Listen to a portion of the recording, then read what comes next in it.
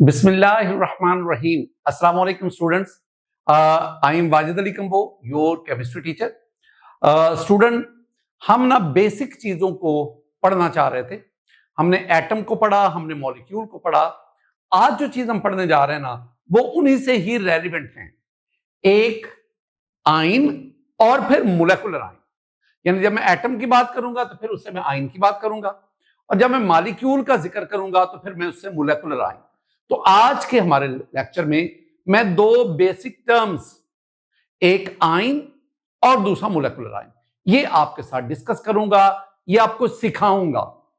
अगर इससे रेलेवेंट जो मर्जी क्वेश्चन आए, एमसीक्यू आए, शॉर्ट आंसर आए, लॉन्ग आए, आप बड़े एतमाद के साथ फोकस करके आप उसको आंसर कर पाए। Ion, meanings of ion. क्या आयन का मतलब आता है? आयन का मतलब होता है आवारा गर्द, वेंडरर, आवारा गर्द। मतलब क्या बताया मैंने? मतलब बताया वेंडरर, WANDERER, वेंडरर, आवारा गर्द, आवारा गर्द, इसे कहते हैं आयन। अच्छा, आवारा गर्द क्यों कहते हैं? आवारा गर्दी की भी एक वजह है। आप पानी ले लें, पानी, अब उसके अंदर सोडियम क्लोराइड को आप ऐड करें। अब sodium chloride that is NaCl, जब ये वाटर में जाएगा it will ionise to give sodium ion and chloride ion, और वो जो सोडियम आयन और क्लोराइड आयन है वो पानी के अंदर रैंडमली मूव करना शुरू कर देंगे, आवारा गर्दी करना शुरू कर देंगे। लिहाजा उस सोडियम आयन और क्लोराइड आयन, उनको हम क्या कहते हैं? Ions. Na positive, Cl negative, they are called ions. अच्छा, उसके अंदर सिर्फ Na पॉजिटिव और Cl नेगेटिव नहीं है, उसके अंदर H पॉजिटिव और OH नेगेटिव भी है। वो कहां से आए? वो वाटर की सेल्फ आयोनाइजेशन से आए। तो इसका मतलब हुआ कि जब मेरे पास सोडियम क्लोराइड का एक्वस सॉल्यूशन है, उस एक्वस सॉल्यूशन में चार तरह के आयंस हैं। एक सोडियम आयन, एक क्लोराइड आयन, एक हाइड्रोजन आयन, और चौथा हाइड्रोक्साइड आयन। तो these are the ions, and these ions are formed when we add a substance in water, बशर्ते के वो जो सब्सटेंस आप ऐड कर रहे हैं that should be electrolyte. Electrolyte कहते हैं जो एक्वस सॉल्यूशन में जाकर अपने आयंस में कन्वर्ट हो जाए। एक और भी तरीका है, और वो ये है, आप सोडियम क्लोराइड को पानी में ना डालें, आप सोडियम क्लोराइड को किसी भी कंटेनर में लेकर उसको हीट करें। 801 डिग्री सेंटीग्रेड पर जाकर वो सोडियम क्लोराइड मेल्ट करना शुरू करेगा। अब जब वो मेल्ट करेगा ना, तो सोडियम क्लोराइड का जो क्रिस्टल लैटस है वो टूटेगा, और उस मोल्टन मैस में, पिघले हुए सोडियम क्लोराइड में पिघला हुआ मोल्टन मैस, उसके अंदर सोडियम आयन और क्लोराइड आयन रैंडमली मूव कर रहे होंगे। तो आपके पास ना आपके लेवल तक आप दो तरह से आयंस को देख सकते हैं। एक, जब आप उसको एक्वस सॉल्यूशन में डालें या किसी और सॉल्वेंट में डालें, ऐसा भी हो सकता है। और दूसरा, जब वो मोल्ड, जब कोई सब्सटेंस से मुराद है जो इलेक्ट्रोलाइट हो। मैं बार बार कह रहा हूं, जब कोई इलेक्ट्रोलाइट एक्वस सॉल्यूशन में जाए या किसी और कंपाउंड में, सॉल्वेंट में जाए, या जब कोई इलेक्ट्रोलाइट मोल्टन स्टेट में आए, तो वो अपने आयंस में कन्वर्ट हो जाता है। एक टर्म होती है आयोनाइजेशन। आयोनाइजेशन का मतलब होता है आयंस बनाना, यानी वो प्रोसेस जिसमें आयंस बनते हैं, formation of ions is called ionisation. अब जरा सुनना, आयन, ये तो मैंने आपको एक कहानी सुनाई ना, ताकि आपका ना प्रीवियस नॉलेज जो है ना वो रिकॉल हो जाए, आपको पिछली कुछ बातों का पता चल जाए। अब जरा आओ, आयन की डेफिनेशन क्या है? स्पीशीज कैरी आइदर पॉजिटिव और नेगेटिव चार्जेस, यानी वो स्पीशीज जिस पर पॉजिटिव या नेगेटिव चार्ज हो उसको हम क्या कहेंगे? आयन। वो स्पीशी जिस पर पॉजिटिव या नेगेटिव चार्ज हो, हम उसे क्या कहेंगे? आयन। ये ध्यान में रखना है। अच्छा, आयन को मजीद पढ़ाने से पहले ना एक छोटी सी बात मैं आपको समझाऊं, वो पहले भी मैं आपसे करता रहता हूं।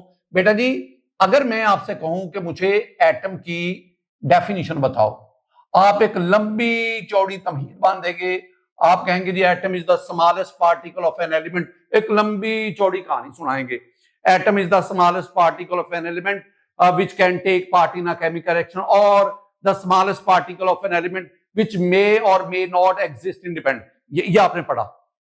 फिर आप मुझे ना मजीद मुझे ना ज्यादा जो ना प्रेशराइज करने के लिए कि धाक बिठाने के लिए सर मैं एक अच्छा स्टूडेंट हूं, तो आप मुझे कहेंगे सर आप कापर को लें, कापर के छोटे छोटे पार्टिकल जर्रात ले लें, उनको आप माइक्रोस्कोप के नीचे देखें, you will find the copper atoms there, that is the existence, that is the actual physical form of.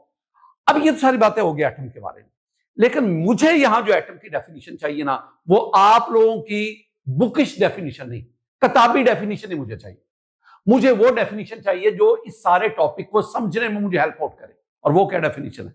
वो वेरी सिंपल, एटम वो पार्टिकल है which have equal number of proton and electron. A particle having equal number of proton and electron, जिसमें proton और electron की तादाद बराबर होगी, उसे मैं एटम कहूंगा। आज मुझे ये डेफिनेशन चाहिए, और मैं ज्यादातर इसी को ही आगे लेके चलता हूं। मैंने क्या कहा कि एटम एक पार्टिकल है having equal number of protons and electrons. अच्छा, मैं भला क्या लिखूंगा? मैं कहूंगा number of proton that's equal to number of electron. वो नंबर वगैरह वो खुद डाल देना। तो ये एटम की डेफिनेशन, वो पार्टिकल जिसमें इलेक्ट्रॉन और प्रोटॉन की तादाद बराबर हो, that is called the atom. अब याद रखना, अगर आप सोडियम का एटम ले रहे हैं ना, उसमें अगर 11 प्रोटॉन है तो इलेक्ट्रॉन भी 11 है। अगर आप क्लोरीन का एटम ले रहे हैं, अगर उसमें 17 प्रोटॉन है तो उसमें इलेक्ट्रॉन भी 17, अगर वो एटम है। अच्छा, प्रोटॉन की वजह से न्यूक्लियस पर पॉजिटिव चार्ज, इलेक्ट्रॉन की वजह से न्यूक्लियस के गिर्द नेगेटिव चार्ज। अब अगर प्रोटॉन और इलेक्ट्रॉन बराबर हैं तो एटम पर जितना पॉजिटिव चार्ज उतना negative charge. Overall atom is a neutral particle. दूसरी बात क्या आ गई? दूसरी बात जो आपने याद रखनी है कि atom is a neutral particle. ये दो बातें तो पल्ले बांध होना। फिर मैं आगे बढ़ता हूं बेटा जी। अब ना आयन, इसकी दो टाइप्स हैं, एक को हम कहते हैं पॉजिटिव आयन और एक को हम कहते हैं नेगेटिव आयन। ये दो किस्म के आयन्स, दो किस्म के हैं, पॉजिटिव आयन और नेगेटिव आयन। ये जो पॉजिटिव आयन है ना, इसको हम कैट आयन भी कहते हैं, और आज मैं आपको समझाऊंगा कि हम इसे कैट आयन क्यों कहते हैं। और ये जो नेगेटिव आयन है ना, इसे हम एन आयन भी कहते हैं। और मैं आज अपने बहुत ही प्यारे बच्चों को ये समझाऊंगा कि हम इसे एन आयन क्यों कहते हैं। ये पहली बात है। मैं ना दोनों में ना, पॉजिटिव और नेगेटिव दोनों में कंपैरेटिव स्टडी आपको करवाऊंगा। लेकिन बेहतर भला क्या है, मैं पहले आपको तमाम पॉजिटिव आयन के बारे में सारी की सारी बातें समझा दूं। जब मैं सारी की सारी बातें समझा दूंगा तो फिर आपको मैं नेगेटिव आयन की तरफ लाऊंगा। जरा सुनना मैं क्या कहता हूं। पॉजिटिव आयन की पहली बात, पॉजिटिव आयन तब बनता है जब कोई एटम एक या एक से ज्यादा इलेक्ट्रॉन उसको रिमूव करता है। A positive ion is formed by the loss of electron और इलेक्ट्रॉन्स फ्रॉम एन एटम। क्या कहा? पॉजिटिव आयन कैसे बनेगा? A positive ion is formed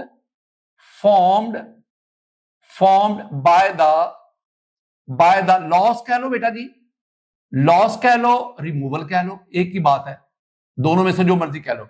by the loss और रिमूवल ऑफ इलेक्ट्रॉन एक या इलेक्ट्रॉन्स यानी एक से ज्यादा। कहां? From an atom.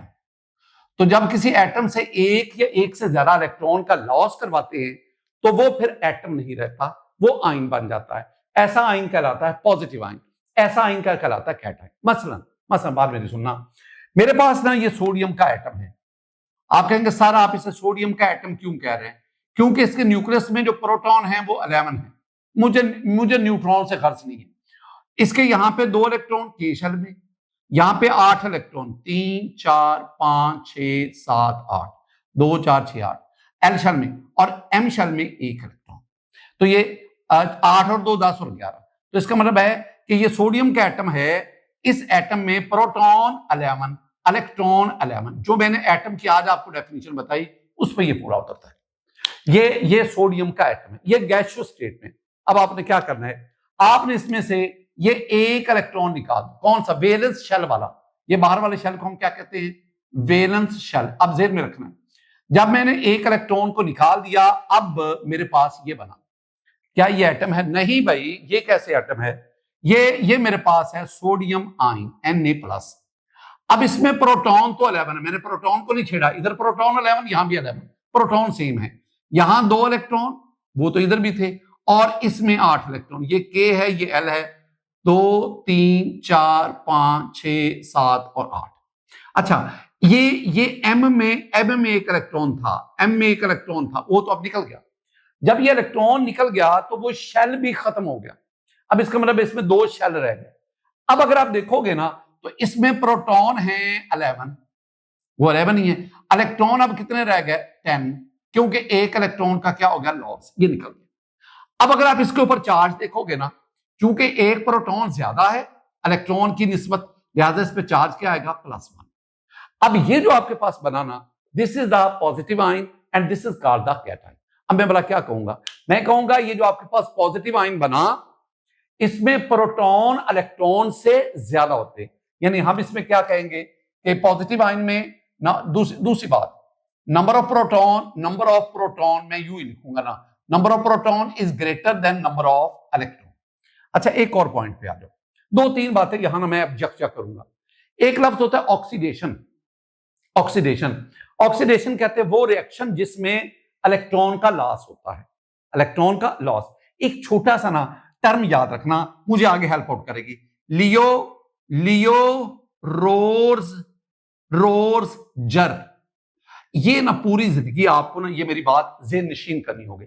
Leo roars जर, वैसे अंदाज, लियो शेर को कहते हैं, जर उसकी धाड़, रोर वो शेर जब बुड़बुड़ाता है, जब धाड़ मारता है उसे कहते हैं रोर। ये वैसे ही, ये तो एक निमोनिक है ना, टोटका है।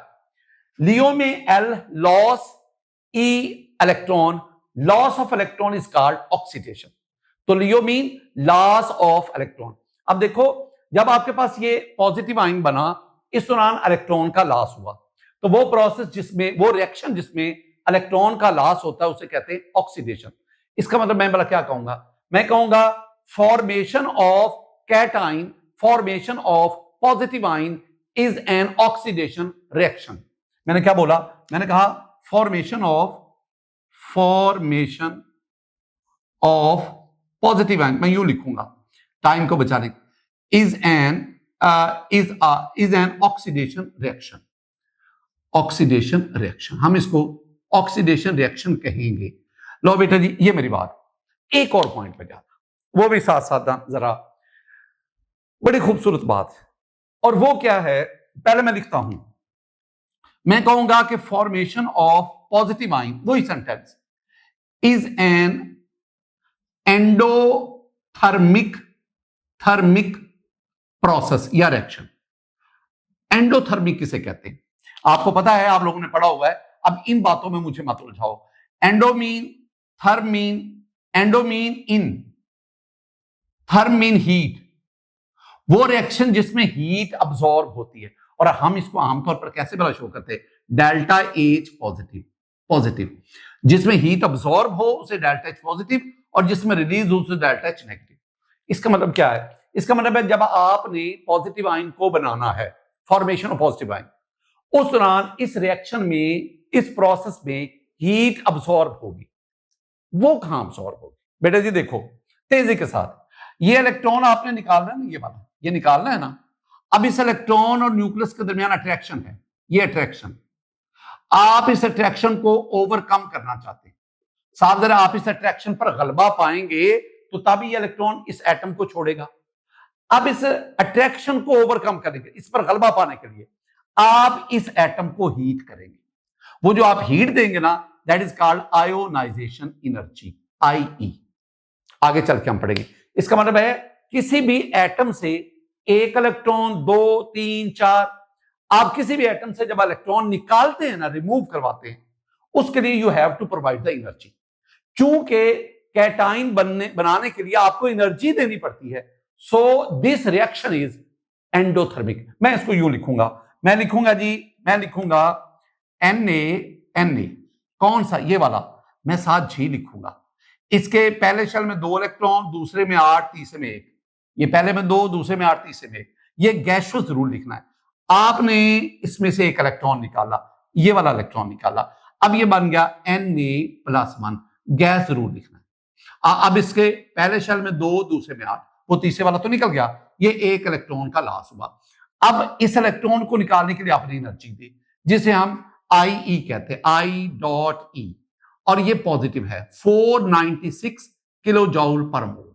ये सोडियम के लिए आपके पास। लो जी, पहली बात क्या कही कि किसी एटम से एक या एक से ज्यादा इलेक्ट्रॉन का लॉस और जो स्पीशी बनती है उसे हम कहते हैं पॉजिटिव आयन। पॉजिटिव आयन में प्रोटॉन की तादाद इलेक्ट्रॉन की तादाद से ज्यादा है। पॉजिटिव आयन का बनना एक ऑक्सीडेशन रिएक्शन है। पॉजिटिव आयन बनाने के लिए you have to provide the energy, so formation of positive ion is an endothermic process, और वो जो आप एनर्जी देते हैं that is called ionisation energy. अगली एक और पॉइंट, वो बड़ा इंपॉर्टेंट है बेटा जी। ये सोडियम एटम है, इसका साइज देखो, और ये इससे बनने वाला पॉजिटिव आयन है, इसका साइज देखो। देखो इसका साइज बड़ा है, साइज बड़ा है, और इसका साइज छोटा है। कई वजूहात हैं। पहली सबसे बड़ी वजह है कि इसमें 1, 2, 3 शेल्स हैं, और इस एटम से जो आयन बना उसमें शेल्स क्या हो गए? 2। यानी आमतौर पर देखा गया है जब किसी एटम से कैटायन बनता है तो आमतौर पर शेल का लॉस हो जाता है। तो शेल कम होने से, शेल की तादाद कम होने से साइज ग्रेटली रिड्यूस करता है, तेजी से कम होता है। वो एक शेल ही खत्म हो गया, तेजी से कम होता है। दूसरी बात, इसमें 11 प्रोटॉन वाला न्यूक्लियस 11 इलेक्ट्रॉन को अट्रैक्ट कर रहा है। प्रोटॉन यानी न्यूक्लियस और इलेक्ट्रॉन के दरमियान बैलेंस अट्रैक्शन है, बैलेंस। अब यहां पे न्यूक्लियस में प्रोटॉन तो 11 के 11 है, उतने ही है जितने उधर थे, लेकिन यहां पे इलेक्ट्रॉन 11 नहीं बल्कि कितने हो गए? 10। अब ये जो 10 इलेक्ट्रॉन है ना, उन पर न्यूक्लियस की अट्रैक्शन इन 11 इलेक्ट्रॉन की निस्बत ज्यादा होगी, स्ट्रॉन्ग होगी, जिसकी वजह से वो न्यूक्लियस इलेक्ट्रॉन को अपनी तरफ अट्रैक्ट करता है। उस अपनी तरफ अट्रैक्ट करने की वजह से इस कैटायन का साइज क्या हो गया? रिड्यूस हो गया। यानी दो बातें बताई। पहली तो बात ध्यान में रखो ना, मैंने क्या कहा? Size of cation is smaller than it's parent atom. क्या बोला बेटा जी? मैंने बोला size of cation is smaller than it's parent atom. ये बात लिख लो मसला साथ ना। अच्छा, एक काम क्या करो, जो आप पॉइंट लिखते हैं, जो आप स्टेटमेंट लिखते हैं, उसके अगेंस्ट आप ना जरूर एग्जांपल दो और इसके नीचे लिखो। इसके नीचे क्या लिखोगे आप? इसके नीचे लिखोगे कि जनाब मेरे पास ना ये सोडियम का एटम है, ये वाला, इसका साइज जो है वो 186 पिकोमीटर है, और इससे जो सोडियम आयन बना ये वाला, इसका साइज 95 पिकोमीटर। मैं 95 लिख रहा हूं, कुछ बुक्स में 102 पिकोमीटर भी लिखा होता है। बहरहाल ये सारी बातें देखो, 1, 2, 3, 4, 5, मैं अभी अब तक आपको 5 पॉइंट्स बता चुका हूं, और ये सारे के सारे किसके बारे में? ये पॉजिटिव आयन के बारे में। इन पॉइंट्स को ज़हन नशीन करते चलो, समझते जाओ। ये मैंने साइज छोटा होने की 2 रीजन बताई, उनको ज़हन नशीन करो। कि सर ने एक बताया था कि शेल कम हो गया, और दूसरा बताया था कि इसमें न्यूक्लियस की रिमेनिंग इलेक्ट्रॉन पर अट्रैक्शन स्ट्रांग होगी। यहां 11 प्रोटॉन वाला न्यूक्लियस 11 इलेक्ट्रॉन को अट्रैक्ट कर रहा है, यहां 11 प्रोटॉन वाला न्यूक्लियस 10 इलेक्ट्रॉन को। अब यहां पे न्यूक्लियस के इलेक्ट्रॉन पर अट्रैक्शन बढ़ गई। अट्रैक्शन बढ़ने से वो शेल न्यूक्लियस की तरफ ड्रैग हो गए, खींचे चले, और यूं इसका साइज कम हो गया। इसका 186 ये कम होकर 90, तकरीबन हाफ कम हो गया। अच्छा, एक और बहुत नुकता है, क्या कैटायन पे चार्ज +1 ही होगा? क्या Na+1 सिर्फ आप एटम से एक ही इलेक्ट्रॉन निकाल सकते हैं? नो, आप इसके अंदर 11 इलेक्ट्रॉन हैं, आप एक एक करके 11 के 11 निकाल सकते हैं। पहला इलेक्ट्रॉन Na+, दूसरा इलेक्ट्रॉन Na2+, तीसरा electron Na3 and so on. लेकिन ये ज़हन में रखना, पहला इलेक्ट्रॉन निकालना है तो इतनी एनर्जी चाहिए, अब दूसरा इलेक्ट्रॉन यहां से निकालना है तो इससे कई गुना ज्यादा एनर्जी चाहिए, तीसरा इलेक्ट्रॉन निकालना है तो बहुत ज्यादा एनर्जी चाहिए, चौथा चाहिए तो उससे भी ज्यादा। एक वक्त आता है कि इतनी ज्यादा एनर्जी चाहिए कि उतनी आप एक छोटे से सिस्टम में एनर्जी प्रोवाइड ही नहीं कर सकते। इसका मतलब है आप निकाल तो सारे सकते हैं। अच्छा सुनना, मैं अब क्या लिखूंगा? मैं कहूंगा चार्ज ऑन कैटायन, कैटायन पे चार्ज क्या होगा, +1 +2 3 क्या होगा, depends upon number of electron lost, कितने आपने इलेक्ट्रॉन निकाले। और मसलन आपने Na+ का मतलब क्या है, आपने सोडियम से 1 इलेक्ट्रॉन निकाला। Mg2+ का क्या मतलब है, मैग्नीशियम एटम से 2 इलेक्ट्रॉन निकाले। Al3+ का क्या मतलब है, आपने एल्यूमिनियम के एटम से 3 इलेक्ट्रॉन निकाले।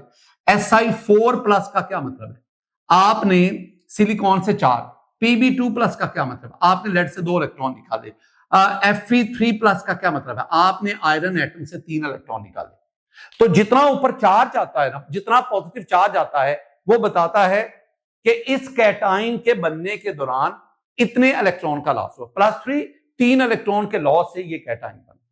अच्छा, एक और पॉइंट, वो बड़ा खूबसूरत बात, पीरियोडिक टेबल में अगर आप टोटल 110-12 एलिमेंट्स लें, ज्यादातर जो एलिमेंट्स है वो मेटल्स, यानी अगर आप 109 एलिमेंट्स वाला पीरियोडिक टेबल जेन में रखें ना, 109 वाला, उसमें 83 मेटल्स हैं, यानी most of the elements in periodic table are metals. ज्यादातर एलिमेंट क्या है, मेटल्स की खूबी क्या है, metals have low ionisation energy, they easily lose electron and they form the cation. 3 बातें मैंने मेटल्स के बारे में क्या कहा बेटा जी, मैंने मेटल्स के बारे में कहा, मेटल्स के बारे में 3 metals, most of the element in periodic table they are metals, most of the element in periodic table they are metals। तो metals के बारे में मैंने 3 बातें यकजा, एक, metals have low ionization energy, it's okay, they easily lose electron, it's okay, and they form the cations। इसका मतलब है ये जो cations है ना, इनकी तादाद बहुत ज्यादा है। क्यों ज्यादा है, क्योंकि पीरियोडिक टेबल में मेटल्स बहुत ज्यादा है। अब आयरन को देखो, ये Fe3+ अकेला नहीं बनाएगा, ये Fe2+ भी बनाएगा। आप कॉपर को देखो, Cu+1 Cu+2।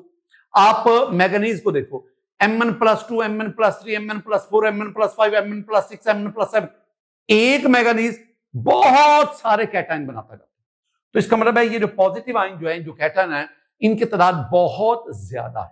एंड पे मैं सिर्फ ना एग्जांपल्स की तरफ आपको ले जाता हूं। एग्जांपल्स बेटा जी, एग्जांपल्स मैंने ऊपर इतनी तो लिख दी हैं। Na, अब ये तो सिर्फ ना टाइम का स्याही है, Na+, Mg2+ वगैरह वगैरह, अब मैं ये नहीं लिखूंगा, ये जितने भी लिखी नीचे एग्जांपल लिख दी।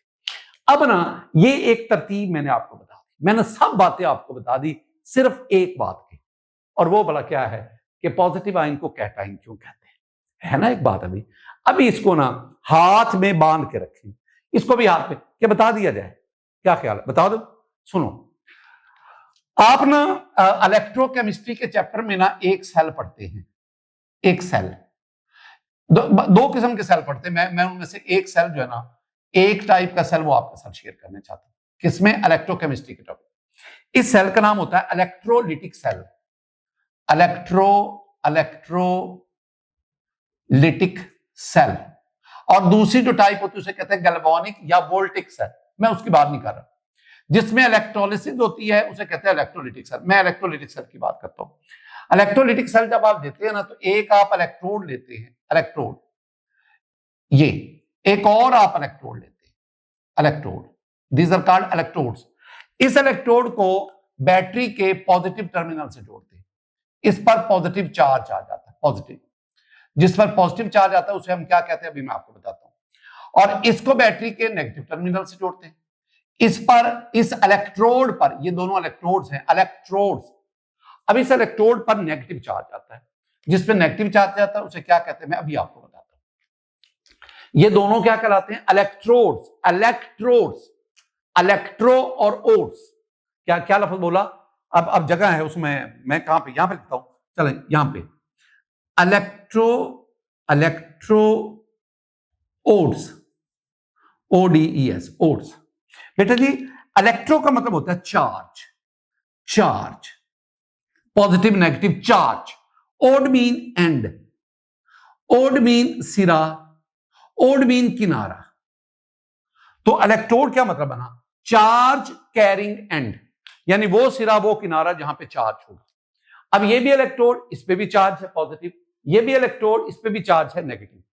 अब इनके अलग अलग नाम है।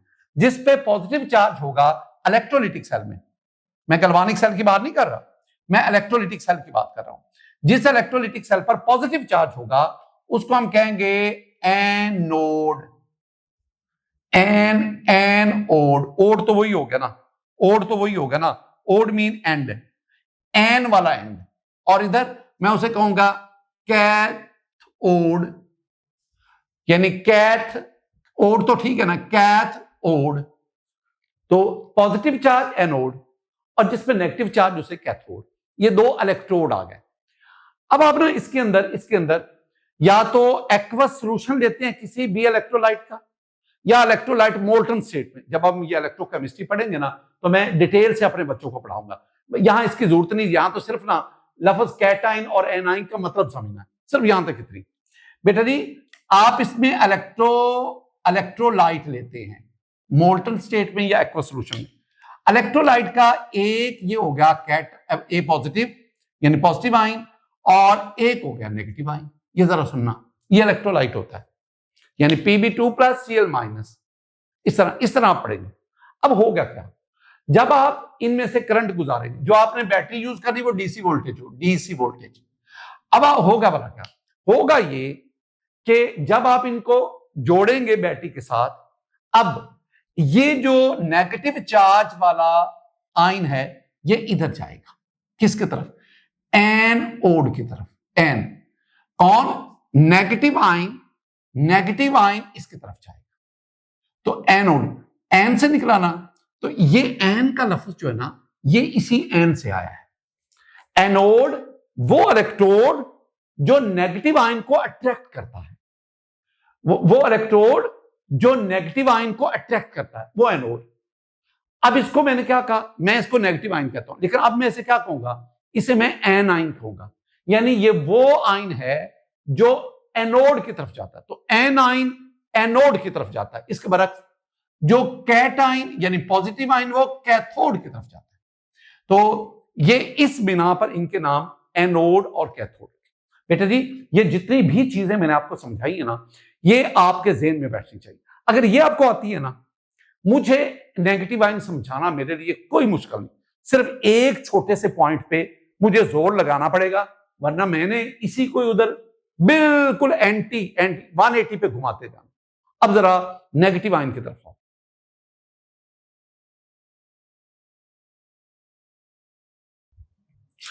अब बेटे जी जो नेगेटिव आयन है ना उसमें पहली तो बात हम इसे एन आयन कहते हैं। अब इधर से देखना, positive ion formed by the loss या रिमूवल ऑफ इलेक्ट्रॉन फ्रॉम। अब इससे इलेक्ट्रॉन का लॉस हुआ, यहां पे इलेक्ट्रॉन का गेन होगा। मैं क्या कहूंगा, फॉर्म्ड, वही बात है, फॉर्म्ड बाय, लॉस की जगह मैं गेन लिख दूंगा, formed by the gain of electron और इलेक्ट्रॉन्स बाय एन एटम। कोई एटम जो है वो एक से ज्यादा इलेक्ट्रॉन गेन करेगा, उससे आपके पास नेगेटिव आयन बनेगा। मसलन मेरे पास ना ये ऑक्सीजन का एटम है, जरा सुनना, ये मेरे पास ऑक्सीजन एटम है, ओ एटम। अच्छा मैं इसे एटम क्यों कह रहा हूं, क्योंकि इसके न्यूक्लियस में 8 प्रोटॉन है, प्रोटॉन 8 है, और इलेक्ट्रॉन इसको मैं ना क्लोरीन एटम लेता हूं, क्लोरीन एटम लेता हूं। इसके न्यूक्लियस में 17 प्रोटॉन है, 17, और इलेक्ट्रॉन गिनना 2k में, इट्स ओके, और 1 2 3 4 5 6 7 8, ये L में 8 और 7 इसमें 1 2 3 4 5 6 7, ये M है। तो टोटल आप गिनेंगे तो इट हैज 17 इलेक्ट्रॉन। तो एटम हुआ, एटम किसे कहते हैं, जिसमें नंबर ऑफ प्रोटॉन और इलेक्ट्रॉन बराबर हो। तो प्रोटॉन इलेक्ट्रॉन 17 बराबर, this is the atom, it's okay. अब ना ऑक्टेट रूल आपने पढ़ा है।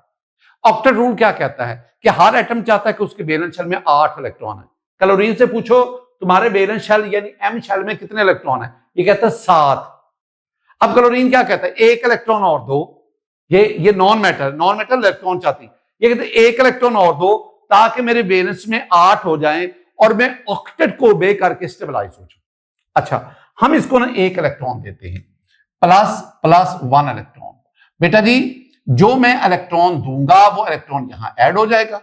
अब इसके वैलेंस शेल में 7 नहीं 8 हो जाएंगे। अब टोटल 17 नहीं बल्कि 18 हो जाएंगे। जब 18 हो जाएंगे तो इलेक्ट्रॉन प्रोटॉन से एक ज्यादा हो गया।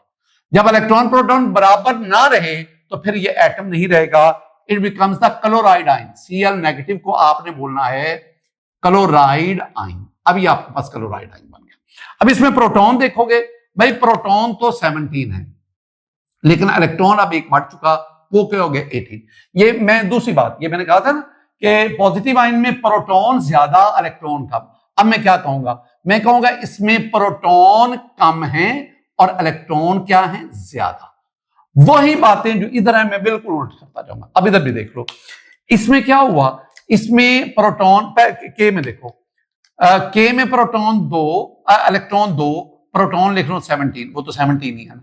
2 के में 2, एल में 1 2 3 4 5 6 7 8, एल में 8 और एम में भी कितने हो गए 8।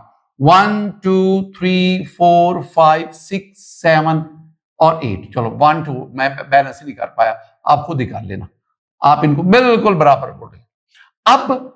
अब चूंकि एक इलेक्ट्रॉन ज्यादा है लिहाजा इस पे चार्ज क्या है कि -1। देखो ये मैंने -1 लिखा। अब ये एटम नहीं, ये आयन बन गया। This is called the chloride ion by the gain of electron, it takes 1 electron. अच्छा अगली बात ये हो गया, ये बात होगी, ये होगी, ये भी बात होगी।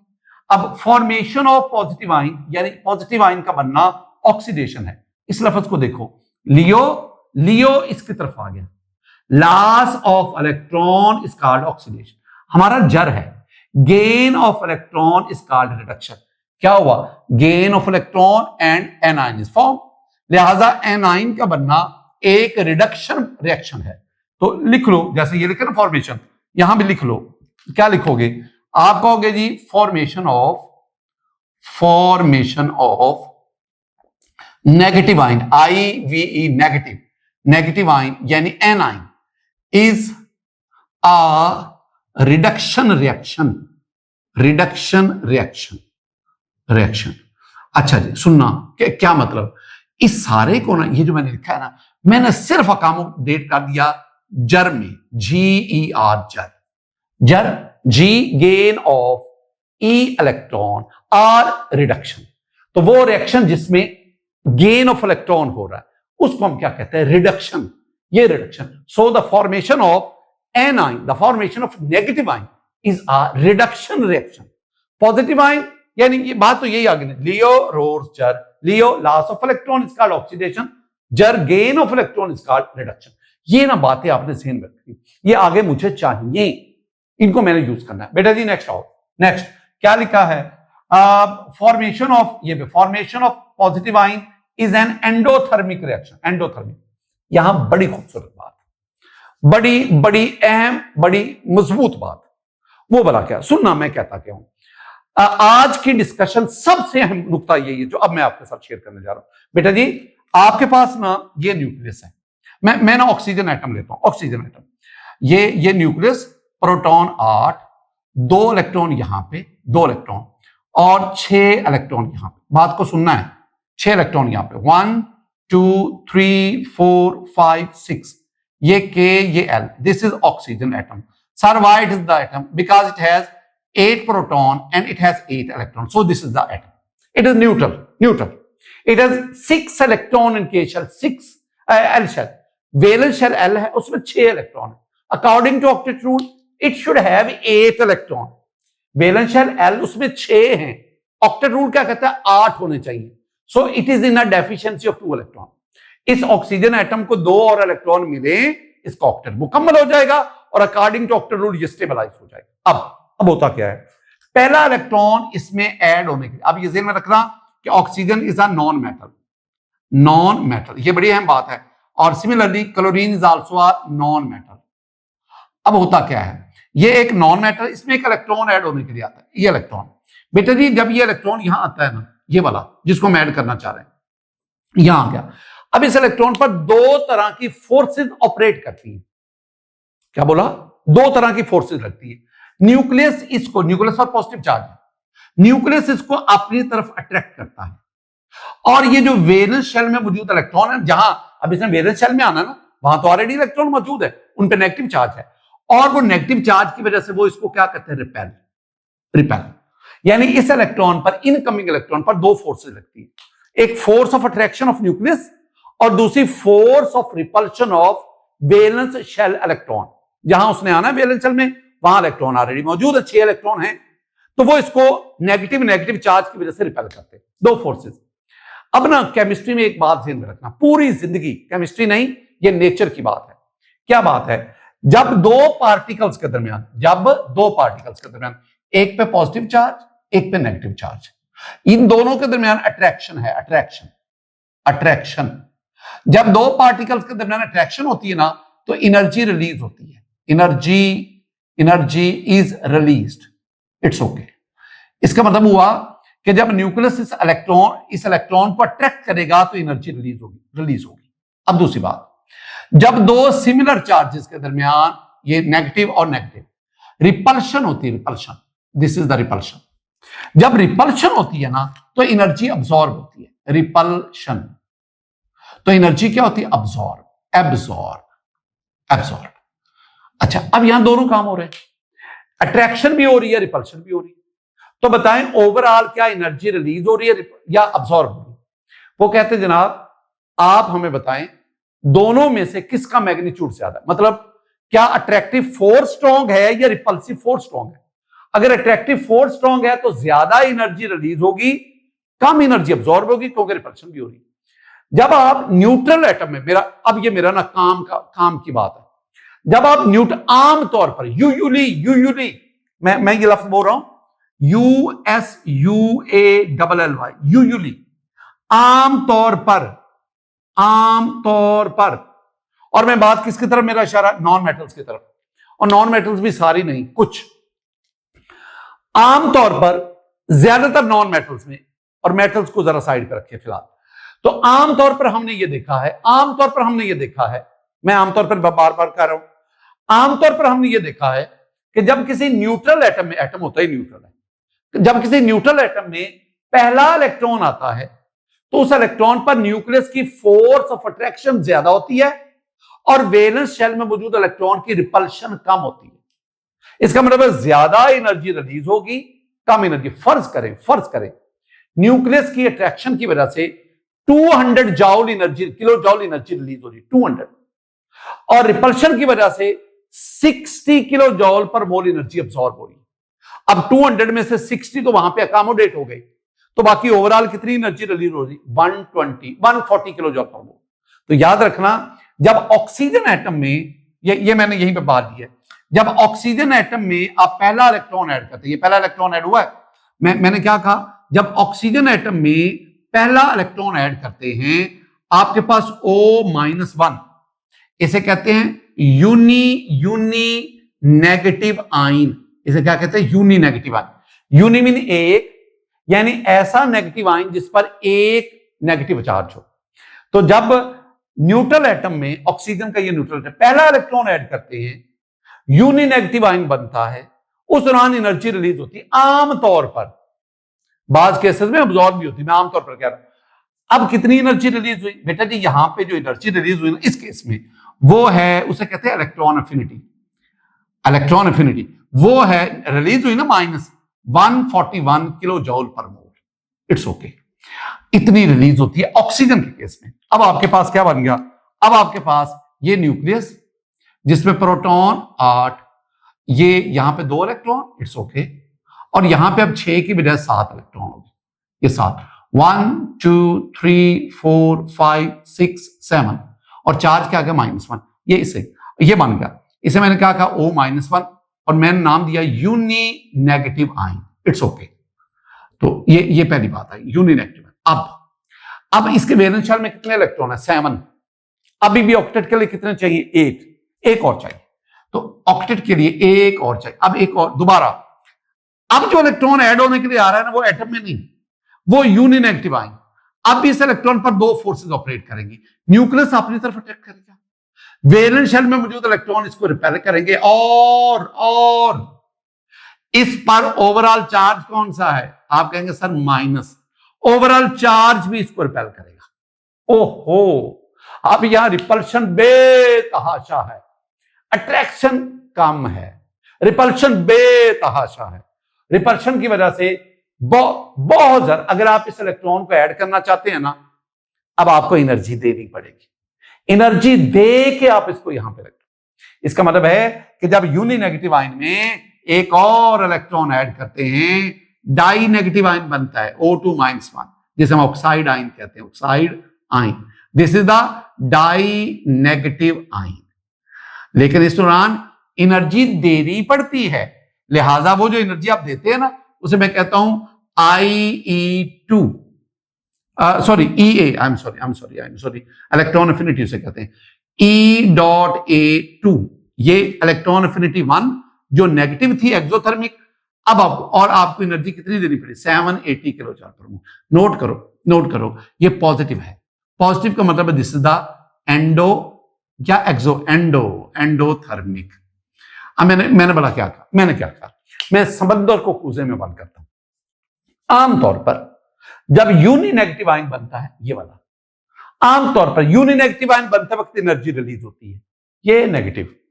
और जब डाई नेगेटिव आयन बनता है, जैसे ये, उसके लिए एनर्जी देनी पड़ती है प्लस। तो इसका मतलब ये बात आपने ज़हन में, ये जो मैंने बात आपको बताई है ना, इसको आप इक्वेशन की सूरत में, जब आप ये इक्वेशन लिखेंगे तो आप यहां पे लिखोगे यही वाली E.A1 -141 किलो जूल पर मोल। It's okay. अब ना दोबारा ये नहीं नीचे, मैं तो जगह बचाना चाहता हूं ना, मैंने और भी बातें करनी है, तो इसके लिए आप क्या कहोगे, आप कहोगे EA2 प्लस 780 किलो जूल पर मोल, ये आपके पास। लो जी, मैंने ये वाला नुक्ता आपको समझा दिया, ये वाला। अब आगे आओ, मैंने क्या कहा था कि size of cation is smaller, cation का साइज पेरेंट एटम से छोटा होता है। लेकिन यहां पे देखना, ये जो है ना, ये आपके पास क्लोरीन का एटम, ये क्लोरीन का एटम, ये इसका साइज ले लो, इसका साइज है 99 पिकोमीटर, और इससे ये जो क्लोराइड वो बड़ा, इसका साइज 181 पिकोमीटर। मतलब एनाइन का साइज अपने पेरेंट एटम से बड़ा होता है, उधर छोटा था, यहां पे बड़ा। मैंने क्या कहा, मैं यहीं पे लिखूंगा, चीजों को अकोमोडेट करूंगा। Size of anion is greater than size of parent atom. मजबूरी यह है कि आप इस बात को इक्वेशन से लिखेंगे, और इक्वेशन भला क्या है, इक्वेशन आप कहोगे कि मेरे पास ना ये क्लोरीन एटम है, इसका साइज 99 पिकोमीटर है, और ये बना क्लोराइड आयन, इसका साइज जो है क्लोराइड आयन, इसका साइज क्या है 181 पिकोमीटर। इट्स ओके, ये बात भी हो गई। अब अगली बात, charge on cation depends upon, तो एनाइन पे भी चार्ज डिपेंड करता है। मसलन मैं यहां पे अकोमोडेट करूंगा। नेक्स्ट पॉइंट, अगर Cl minus F minus O2 minus and you have N3 minus, ये sorry N3 minus and so on. क्या मतलब, Cl नेगेटिव कब बनता है, जब क्लोरीन के एटम एक इलेक्ट्रॉन को गेन करता है। F-1 कब, जब फ्लोरीन के एटम एक इलेक्ट्रॉन। O-2 कब बना, जब ऑक्सीजन के एटम 2 इलेक्ट्रॉन गेन करता है। N-3 कब बना, जब नाइट्रोजन के एटम 3 इलेक्ट्रॉन गेन करता है। तो किसी भी एनाइन पर कितना नेगेटिव चार्ज आएगा, -1, -2, -3, कितना आएगा, यह डिपेंड करता है कि वो एनाइन कितने इलेक्ट्रॉन गेन करता है, कितने इलेक्ट्रॉन। जितने ज्यादा इलेक्ट्रॉन गेन करता जाएगा उतना उस पर नेगेटिव चार्ज आता जाएगा। Next, metals have low ionisation. अब इधर metals form cation, metals form cation, non metal form anion. ये याद करो, ये आपको आना चाहिए, ये मैं रट्टा नहीं लगवा रहा, ये बेसिक बातें हैं ना, बेसिक बातें। क्या कहा, metals form cation positive ion, non metals form negative ion. ये क्या बोला मैंने कहा कि जो नॉन मेटल्स हैं पीरियोडिक टेबल में इनकी तादाद ना 16-17 है। नॉन मेटल्स क्या, they have high electron affinity, electron gain करना, high electron affinity, they gain electron, gain electron and they form the anion। ये क्या आज क्या चल रहा है, आज method of comparison, comparative study हो रही है बेटा जी, कंपैरेटिव स्टडी। एक चीज पढ़ ली, समझ लिया, यस, सीख लिया, यस। अब इसके बिल्कुल इधर आते जाओ, ये चीजें सीखते जाओ। इसके बाद एग्जांपल्स आ गई, मैंने बड़ी ऊपर एग्जांपल्स आपको दे दी, ये सारी एग्जांपल्स ही है। एक खूबसूरत पॉइंट यहां पे ना, बात खत्म हो गई। आपने नोट किया, मैंने आपको 3-4 शॉर्ट आंसर टाइप क्वेश्चन बताए। पहला, differentiate between cation and anion, दोनों में difference. When we have the differentiate question, the answer must be in tabular form, table की फॉर्म में आंसर देना है।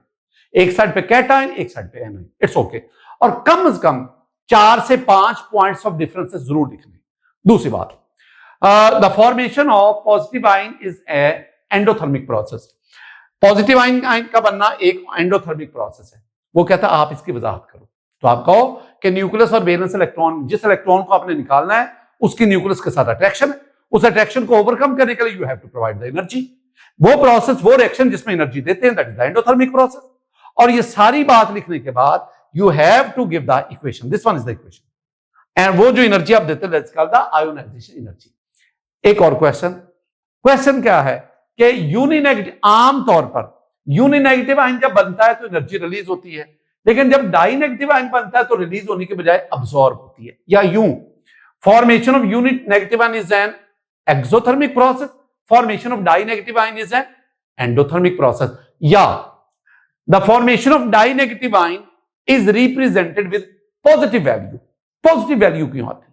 इस किस्म के क्वेश्चंस आपसे पूछे जाते हैं। यहां पे मेरी बात खत्म हो गई, कैटाइन एनाइन खत्म हो गए, लेकिन थोड़ा सा जैसे ना हाथी गुजर गया है, दुम रह गई है, दुम। अब जरा दुम को देखना, मैं दुम क्या पढ़ाता हूं। मैं अब दोनों को यकजा करके एक बात करता हूं। बेटा जी, अब मैं आपको पढ़ाने लगा हूं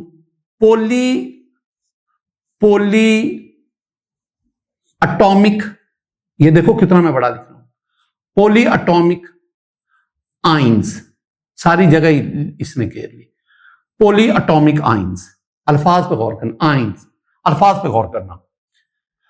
पोली, सेवरल, मैनी, पोली मीन सेवरल या मैनी। पोली के टेक्निकल मतलब होता है एक से ज्यादा, एक से ज्यादा, 2 पोली, 3 पोली, 4 पोली, 5, 6, 7 पोली, एक से ज्यादा पोली आएगा। पॉलीएटॉमिक आयंस, ऐसे आयन जिनमें एक से ज्यादा एटम पाए जाते हैं। क्या बोला? ऐसे आयन जिनमें एक से ज्यादा एटम्स होंगे। ये देखो, ये मैंने ये वो तमाम आयन हैं जिनमें सिर्फ एक एटम है, जो एक एटम से बने हैं। ये जो एग्जांपल सारी की सारी दी, ये तमाम वो आयन हैं जो एक एटम से बने हैं। Mg2+ कैसे बना? जब मैग्नीशियम के एक एटम से 2 इलेक्ट्रॉन निकाले।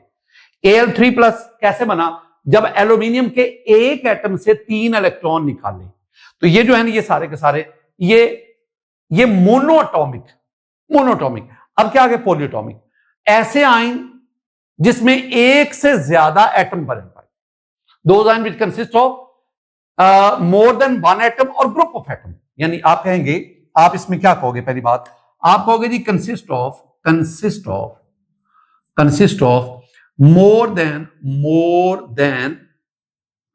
1 एटम और ग्रुप ऑफ एटम्स।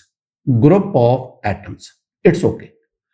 अब ना, ये पॉलीएटॉमिक आयन 2 तरह के हैं। एक जिन पर नेगेटिव चार्ज होता है, यानी having negative charge, negatively charge polyatomic ion charge. और दूसरे आपके पास क्या है? Negatively charge. अब दूसरे कौन से? Positively charge polyatomic ion. मेरी बात को ना जरा सुनना, मैं समंदर को कुएं में बंद करना चाहता हूं। ऐसे कौन से पॉलीएटॉमिक आयन हैं जिन पर नेगेटिव चार्ज? बहुत ज्यादा, अब बेतहाशा पढ़ते, बहुत ज्यादा पढ़ते हैं। मसलन आप पढ़ते हैं OH नेगेटिव, अच्छा ये पॉलीएटॉमिक एनाइन है, पॉलीएटॉमिक एनाइन, नेगेटिव चार्ज है ना एनाइन। अच्छा आप पढ़ते हैं CO3 2-, इट्स ओके। आप पढ़ते हैं इसमें Cr2O7 2-। आप पढ़ते हैं SO4 2-। आप पढ़ते हैं PO4 3-, एंड सो ऑन। इन सबको देखना इन सब पे नेगेटिव चार्ज है, -1 -2 -2 -2 -3 नेगेटिव। ये एनाइन है, लेकिन ये वो एनाइन नहीं जो मैंने ऊपर आपको पढ़ाया, ये वो एनाइन है जो एक से ज्यादा एटम्स पर मुश्तमिल है। और ये मैंने तो चंद एक लिखे ना, ये बहुत ज्यादा पाए जाते हैं। अच्छा, एक एटम से बनने वाले, ये बड़ा इंपॉर्टेंट मुद्दा है, एक एटम से बनने वाले एनाइन कम है, लेकिन ग्रुप ऑफ एटम से यानी पॉलीएटॉमिक एनाइन वो बहुत ज्यादा पाए जाते हैं। अच्छा, एक और, क्या इस तरह पॉजिटिव चार्ज रखने वाले भी पॉलीएटॉमिक आयन? यस, बहुत ज्यादा। आप पढ़ते नहीं है, आप ये NH4 नहीं पढ़ते? NH4 प्लस क्या कहते हैं इसे? Ammonium ion. H3O plus hydronium ion.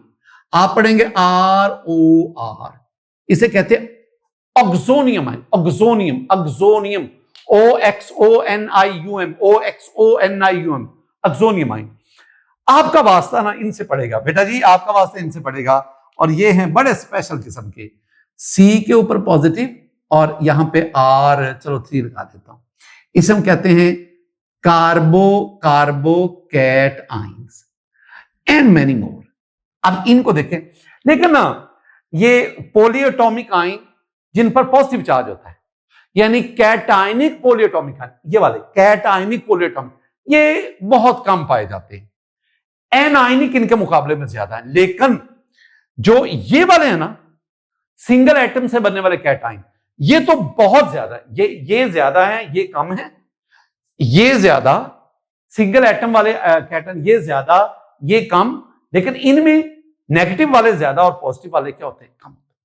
ये जितना भी मैंने आपको पढ़ाया ना, all this is about the ion क्या है, एटम क्या है, पॉजिटिव आयन क्या है, नेगेटिव आयन क्या है, पॉलीएटॉमिक आयंस क्या है। इनको मिक्स नहीं करना। ये सारी इंफॉर्मेशन है, इसको ध्यान में रखो।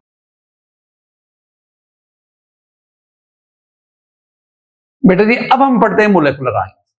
जरा मोलेकुलर आयन को तो देखो, बहुत आसान सी बात।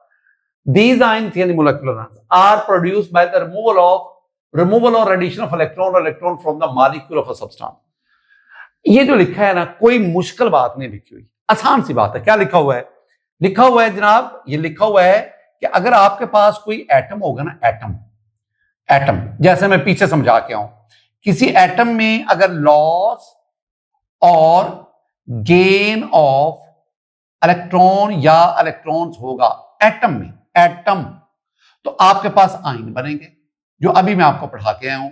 और ये आयन जो है, ये जो आयन है, it may be cation जो अभी आपको पढ़ाया, और it may be anion, ANION ion, ये जो मैंने आपको ये पढ़ाया, ये सारी मैंने बातें की।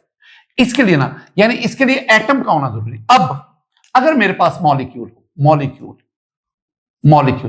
तो किसी मॉलिक्यूल में से ना यही बात, लॉस और गेन ऑफ इलेक्ट्रॉन या इलेक्ट्रॉन्स हो, तो उससे हमारे पास ना मॉलिक्यूलर आयन बनते हैं, मोलेकुलर आयंस बनते हैं। मोलेकुलर आयन, ये मोलेकुलर आयन भी दो तरह के, कैटायनिक भी होते हैं, कैटायनिक मोलेकुलर आयन, और एन आयनिक मोलेकुलर आयंस भी होते हैं। सिर्फ फर्क दोनों में क्या है? यहां एटम से ये आयन बने, मॉलिक्यूल से मोलेकुलर। अब सबसे बड़ा फड्डा क्या बना?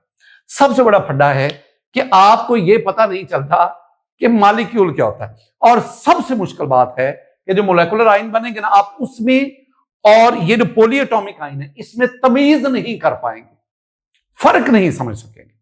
क्यों भला नहीं समझ सके? इसलिए कि बेसिक नॉलेज बहुत वीक है।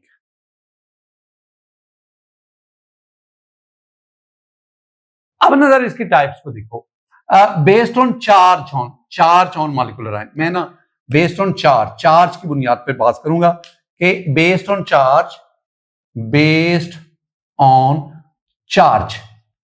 के पॉजिटिव चार्ज है, चार्जेस के पॉजिटिव चार्ज है या नेगेटिव चार्ज, दो टाइप्स। कैटायनिक मोलेकुलर आयन, पहली बात हैविंग पॉजिटिव चार्ज। अब मुझे बताओ ना, कैटायनिक मोलेकुलर आयन कैसे बनेंगे? They are found by the loss of electron from a molecule. और एक और बहुत इंपॉर्टेंट बात है कि कैटायनिक मोलेकुलर आयन एनायनिक के मुकाबले में ज्यादा पाए जाते हैं। एग्जिस्ट मोर देन एनाइनिक, उनकी निस्बत ज्यादा पाए जाते हैं एनाइनिक। मसलन देखना, बड़ी ये एग्जांपल्स आपको ना फड्डा डाल देंगे, एग्जांपल नहीं आप पाएंगे, मैं आपको बार बार बता रहा हूं बेटा, जरा सुनना। CH4 आप कहेंगे सर ये तो मॉलिक्यूल है, चलो शुक्र है आपको ये तो बता देंगे ये मॉलिक्यूल है। CH4 is a molecule of methane, इसमें से एक इलेक्ट्रॉन निकाल दो, +1 बन जाएगा, this is the molecular ion, पहले मॉलिक्यूल फिर मॉलिक्यूलर। NH3 ये एक मॉलिक्यूल है, बताओ किसका है, this one is a molecule of ammonia, एक इलेक्ट्रॉन निकाल दो, ये +1 बन जाएगा, ये molecular ion, cationic molecular ion. अच्छा H2O वाटर, इट्स ओके, एक इलेक्ट्रॉन निकाल दो, ये H2O+ बन जाएगा। इसका मतलब क्या हुआ, मैं सिंपली बता, कार्बन मोनोऑक्साइड, चलो मैं कार्बन मोनोऑक्साइड की बात करता हूं, CO carbon monoxide, this is the molecule of carbon, इससे एक इलेक्ट्रॉन निकाल दो तो आपके पास ये बन जाएगा। अब याद रखना ये सारे कैटायनिक मोलेकुलर आयन है, लेकिन याद रखना मेरे पास कोई भी, अब ये वार्निंग है, वार्निंग, NH4 कोई भी मॉलिक्यूल नहीं है, कोई मॉलिक्यूल नहीं है NH4। ये जो हम NH4+ लेते हैं ये कैटायनिक मॉलिक्यूलर आयन नहीं है, ये तो ये वाला है ना NH4+, ये तो इस कैटेगरी में आता है ना। अगली बात, आप लिखते हैं ना CH3, कोई ऐसा मॉलिक्यूल पढ़ा आज तक आपने? नो, ऐसा कोई CH4 होता है, CH3 कोई मॉलिक्यूल नहीं, इसके ऊपर ये चार्ज आ गया, ये वाली कैटेगरी, ये जो आपका बता रहा, ये तो इसका मतलब क्या है, इसका मतलब बिल्कुल इसी तरह आप इसकी बात कर लो, CH4 वगैरह की बात कर लो, ऐसे बहुत सारे आपके पास। अच्छा जरा मुझे बताओ PO4 2- ये क्या है, क्या ये मॉलिक्यूलर आयन है? आंसर है नहीं, क्योंकि PO4 तो कोई मॉलिक्यूल है ही नहीं। इसका मतलब है कि आपको मॉलिक्यूल का नॉलेज होना जरूरी है। बिल्कुल इसी तरह आप उलट कर दो, ऊपर आपने क्या कहा, हैविंग पॉजिटिव चार्ज, इसमें क्या कहोगे, हैविंग नेगेटिव चार्ज। और दूसरी बात बेटा जी, दूसरी बात, ये एग्जिस्ट मोर देन है ना, अब ये कह लो एग्जिस्ट लेस देन कैटायनिक, सारी बात कैटायनिक। एक बात भला नोट करो, भला क्या ये दो बातें, एग्जिस्ट मोर देन और ये लेस देन, भला क्या हमें बताता है? ये हमें बताता है कि मॉलिक्यूल एक स्टेबल पार्टिकल है, stable, that is why it exist abundantly, it exist independently. दोबारा, molecule is a stable particle, stable, ये दो बातें, molecule is a stable particle, it exist independently, it's okay. अब वो मॉलिक्यूल जो स्टेबल है, जो इंडिपेंडेंटली एग्जिस्ट करता है, उससे इलेक्ट्रॉन निकालना और उसमें इलेक्ट्रॉन देना आसान काम नहीं है। Highly energetic beam of electron चाहिए, हाईली एनर्जेटिक एक्सरेज चाहिए, अल्फा पार्टिकल चाहिए, हाईली एनर्जेटिक, फिर वो कहीं जाके इसमें से इलेक्ट्रॉन निकाल देगी। फिर भी मॉलिक्यूल से लॉस ऑफ इलेक्ट्रॉन फिर भी आसान है, लॉस ऑफ इलेक्ट्रॉन आसान है, गेन करना बहुत मुश्किल। भाई उसके बाद जगह ही कोई नहीं, आप कहां वहां पे इलेक्ट्रॉन ठोंस से जा रहे हो। हाँ, लॉस ऑफ इलेक्ट्रॉन मुश्किल है लेकिन किया जा सकता है। इसका मतलब है लॉस ऑफ इलेक्ट्रॉन से कैटायनिक बन सकते हैं, गेन ऑफ इलेक्ट्रॉन से एनायनिक मुश्किल काम है।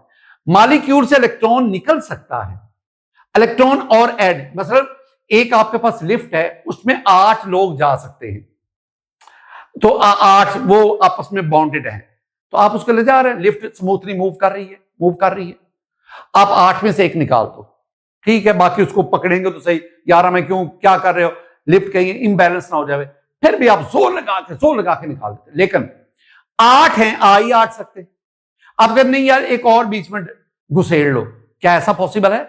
बहुत मुश्किल, एक तो अंदर जगह ही कोई नहीं। यही हाल यहां पे, मॉलिक्यूल में इलेक्ट्रॉन ऐड करना मुश्किल है, निकालना फिर भी आसान है, हालांकि इतना आसान नहीं है। इसका मतलब है कैटाइन ये ज्यादा होते हैं और एनाइन बहुत कम। अच्छा एग्जांपल्स क्या हैं? हम ना एक थ्योरी पढ़ेंगे, मोलेकुलर ऑर्बिटल थ्योरी, एमओटी हम पढ़ेंगे, एमओटी, उसमें मैं आपको ये समझाऊंगा। एमओटी में ना मैं आपको O2, ये एक मॉलिक्यूल है ऑक्सीजन का, इसमें मैं एक इलेक्ट्रॉन ऐड करूंगा, फिर मैं कहूंगा नहीं O2 में 2 इलेक्ट्रॉन ऐड करो, मैं N2 लूंगा, उसमें 2 इलेक्ट्रॉन या 1 इलेक्ट्रॉन, तो these are the anionic molecular formation. बता दिया ना, कि molecular ions can be generated, molecular ions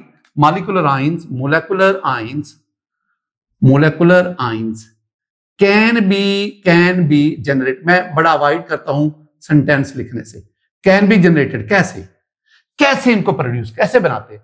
वो कहते हैं एक काम नंबर 1, आप ना हाई बीम ऑफ इलेक्ट्रॉन्स, जिसे मैं कैथोड रेज कहता हूं, कैथोड रेज वो पास करवाओ। दूसरा, इसके साथ एक और काम, आप ना अल्फा पार्टिकल्स पास करो, जिसे हम हीलियम न्यूक्लियाई कहते हैं, alpha particle, this is helium nucleus, इन पे +2 चार्ज होता है। और तीसरा, आप highly energetic X rays throw करें, एक्स रेज। ये तीनों जो मैंने चीजें लिखी है ना, ये तीनों किस्म की रेडिएशन आयोनाइजेशन करवाती है, लेकिन इसके लिए लाजमी है फ्रॉम गैशियस सैंपल, यानी आपने जिस गैस से जिस मॉलिक्यूल के मॉलिक्यूलर आयन बनाने हैं ना, उसको गैस की सूरत में लाएंगे और इनमें से कोई एक रेडिएशन पास करवाएंगे, तो आपके पास मोलेकुलर। ये हमने काम करना है, ये हमने कहां पे करना है? हम एक टॉपिक पढ़ेंगे, मैस स्पेक्ट्रोमीट्री। क्या बोला है? मैस स्पेक्ट्रोमीट्री, उसमें हम ये काम करेंगे। यानी और भी कई जगह एनएमआर में ये काम किया जाता है। बहरहाल मैं आपको मैस स्पेक्ट्रोमीट्री में वो गैस ऐड करके उसके मॉलिक्यूल को हम तोड़ेंगे, यानी उसमें से loss of electron molecular ion बनाएंगे। हमें उसका फायदा क्या होगा? जब आप मोलेकुलर आयन बनाते हैं ना, उससे आप उस मॉलिक्यूल के स्ट्रक्चर का पता चलता है। Structure, the breakdown of molecular ion, वो मॉलिक्यूलर आयन बन गया, अब उसको तोड़ना है। obtained from natural product give us important information about their structure। ये आखिरी बात जो है ना, कि मॉलिक्यूलर आयन से हमें स्ट्रक्चर ऑफ मॉलिक्यूल का नॉलेज मिलता है। ये जो आखिरी बात है ना, ये मैस स्पेक्ट्रोमीट्री में अप्लाई होती है, वहां पे इसकी ना वे। तो ये था मेरे पास स्टूडेंट, ये था हमारा आज का लेक्चर। बातें बहुत ज्यादा होती हैं, अब मैं क्या करूं, मैं तो एक एक चीज आपके ना याद करवाना चाहता हूं। जज्बा मेरा देखो, मैं इल्म की रोशनी को फैलाने में मेरा आप साथ देंगे। अल्लाह की ज़ात मेरे से भी आपसे भी राजी हो। अल्लाह ताला की ज़ात हमें सेहत और ईमान वाली जिंदगी दे। हमेशा खुश रहो। अस्सलामु अलैकुम व रहमतुल्लाह।